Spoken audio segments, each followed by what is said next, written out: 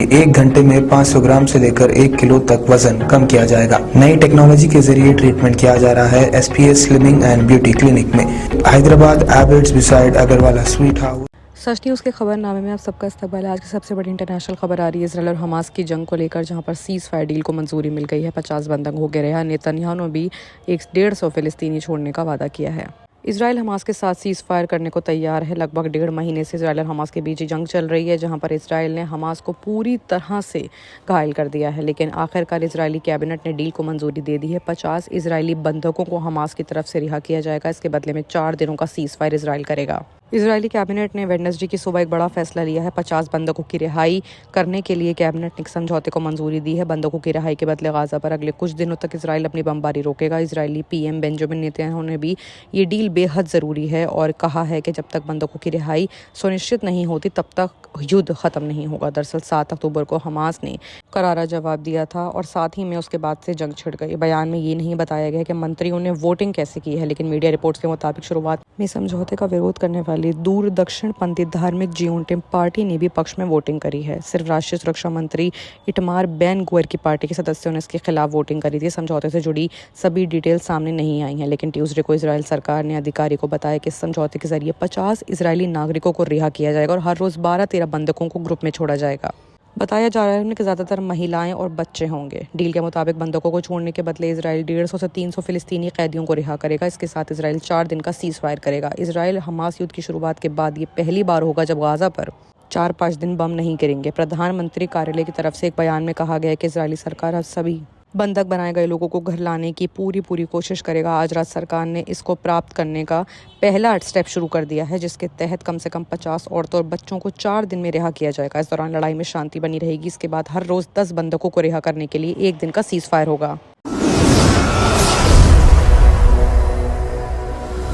वहीं बात अगर दूसरी बड़ी खबर की करें, वो बांग्लादेश से आ रही है। बांग्लादेश में कितनी है पॉलिटिकल पार्टी की नामांकन फॉर्म की कीमत, ये अब आपको बताते हैं। बांग्लादेश की 70 अवामी लोग नामांकन फॉर्म की बिक्री 21 नवंबर को ख़त्म होने के साथ ही दलों के 12वें राष्ट्रीय चुनाव से पहले नामांकन फॉर्म बेचा है। अवामी लीग ने नामांकन फॉर्म की कीमत 50,000 टका रखी है। ये कीमत बांग्लादेश में मौजूद सारी पार्टियों से सबसे ज़्यादा है। इस पार्टी के नेता देश के प्रधानमंत्री शेख हसीना है। 18 नवंबर से 21 नवंबर तक अवामी लोगों ने 3,362 फॉर्म बेचे हैं, यानी अभी तक 16 करोड़ से ज़्यादा कीमत के फॉर्म बेचे गए हैं। बांग्लादेश में इस्लामिक फ्रंट बांग्लादेश ने नामांकन फॉर्म की कीमत सबसे कम 1,000 रुपये टका रखी है। इन्होंने अभी तक कुल 216 फॉर्म बेचे हैं। इसके हिसाब से अभी तक 2,16,000 कीमत के फॉर्म बिक चुके हैं। बांग्लादेश की जातीय पार्टी 30,000 रुपये टका में नामांकन फॉर्म बेच रही है। ये कीमत अवामी लीग पार्टी के नामांकन फॉर्म के बाद सबसे ज़्यादा है। इन्होंने अभी तक कुल 1,180 फॉर्म बेचे हैं, जो कि लगभग 35 लाख से ऊपर हैं। वहीं तीसरी बड़ी खबर की बात करें जो नॉर्थ कोरिया से आ रही है, तो नॉर्थ कोरिया ने लॉन्च कर दिया है स्पाई सैटेलाइट। तीसरी बार उनको सक्सेसफुल कामयाबी मिल गई है। नॉर्थ कोरिया ने अंतरिक्ष में अपने दुश्मनों पर नजर रखने के लिए नया प्लान बनाया है। उसने जापान और दक्षिण कोरिया की वार्निंग के बावजूद अंतरिक्ष में अपनी एक स्पाई सैटेलाइट की लॉन्चिंग कर दी है। उत्तर कोरिया का कहना है कि उनका एक स्पाई सैटेलाइट उनकी सर्विलांस तकनीक को और बेहतर बनाएगा और साथ ही उनकी सेना को मजबूत देगा। उत्तर कोरिया ने दुनिया को एक बार फिर से तकनीक के सहारे डराने का काम शुरू कर दिया है। उत्तर कोरिया के अधिकारियों का कहना है कि उन्होंने स्पेस में अपनी पहली स्पाई सैटेलाइट लॉन्च कर दी है। ये जापान और दक्षिण कोरिया के विरोध के ठीक एक दिन बाद किया गया है। उत्तर कोरिया की अंतरिक्ष एजेंसी का कहना है कि उन्होंने अपना पहला जासूसी उपग्रह मलिगयोंग एक उपग्रह को सफलता में यानी कि कामयाबी कक्षा में स्थापित कर दिया था। उत्तर कोरिया ने संयुक्त राज्य अमेरिका और उसके सहयोगियों को अंतर्राष्ट्रीय निंदा को खारिज करते हुए एक स्पाई सैटेलाइट को लॉन्च किया है। उत्तर कोरिया ने जासूसी उपग्रह को क्लास में स्थापित करने से पहले भी 2 बार कोशिश करी थी, लेकिन वो नासफल रहे थे। इससे पहले मई और अगस्त के महीने में भी ये कोशिश की गई थी, लेकिन वहाँ पूरी नहीं हो पाई थी। कोरिया का कहना है कि उसे अपने कॉम्पिटिटर से एक कदम आगे रहने के लिए इस तरह के स्पाई सैटेलाइट की ज़रूरत है।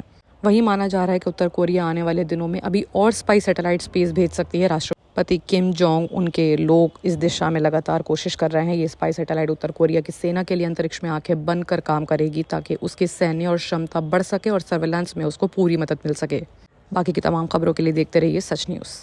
मोटापे का वाहिद इलाज बगैर किसी दवा और एक्सरसाइज के 1 घंटे में 500 ग्राम से लेकर 1 किलो तक वजन कम किया जाएगा। नई टेक्नोलॉजी के जरिए ट्रीटमेंट किया जा रहा है SPS slimming and beauty clinic में। इस इलाज से आपको किसी भी तरह के साइड इफेक्ट्स भी नहीं होंगे।